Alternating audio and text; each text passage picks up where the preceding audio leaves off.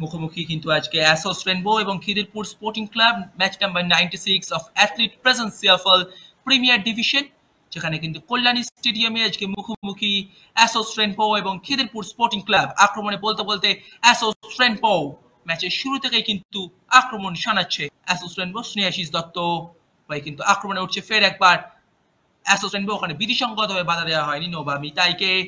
এবছর সিএফএল এর কিন্তু প্রত্যেকটি ম্যাচ সম্প্রচারিত শুধুমাত্র এসএসসিএন এর পর্দায়। বর্ষণ সিদ্ধ কলকাতা মাঠে কিন্তু খেলা চলছে।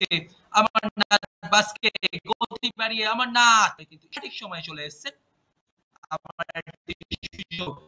ফিরোজ আবারই প্রথমার্ধে কিন্তু অমরনাথ বাস্কে ফের একটি সুযোগ পেয়ে গেছিলেন ওখানে।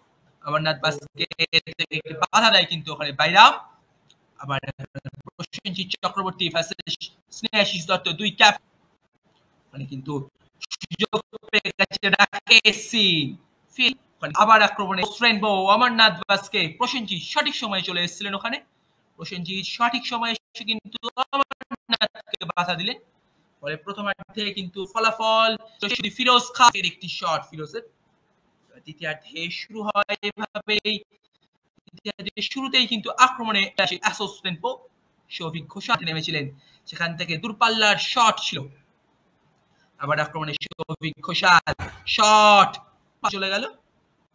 এখান থেকে কর্নার থেকে কিন্তু দ্বিতীয় গোল করে গেলেন কিন্তু রাকেশের কর্নার থেকে বিষ্ণু। দেখছেন রাকেশের কর্নার গোল কিন্তু বিষ্ণু। আবার কিন্তু রাকেশ শট নিয়েছেন, ওখান থেকে বিষ্ণু ফের একটি সুযোগ সরাসরি ফিস্ট করে দেন ওখানে। দেখছেন কিভাবে কিন্তু বিষ্ণুকে বাধা দেওয়া সুমন। অমরনাথ বাস্কে তৃতীয় গোল যেটা অ্যাসিস্ট করলেন কিন্তু তার সঠিক বিষ্ণুকে। দেখছেন কিভাবে কিন্তু অমরনাথ বাস্কে তৃতীয় গোলের অ্যাসিস্ট। গতি বাড়িয়ে বক্সে ঢুকে পড়েছে ওখানে নওবা মিতাই, কিন্তু বাধা দেওয়া হয়। ফ্রি গোল করে গেলেন কিন্তু পেনাল্টি শুট আউট থেকে নওবা মিতাই। দেখছেন কিভাবে নওবা গোল করলেন ফের একবার। নওবা মিতাই বাস্কের কিন্তু সেই গোলের মুহূর্ত শেষ দিকে এসে কিন্তু এই গোলটা করলেন অমরনাথ বাস্কে। তারপরে আবার এই মুহূর্তে শুধু বাধা দিলেন কিন্তু এই মুহূর্তে সৌরভ বাধা দিলেন গুড্ডু। দেখুন ফের কিন্তু সুযোগ চলে খিদিরপুরের কাছ থেকে। অমরনাথ বাস্কে ম্যাচের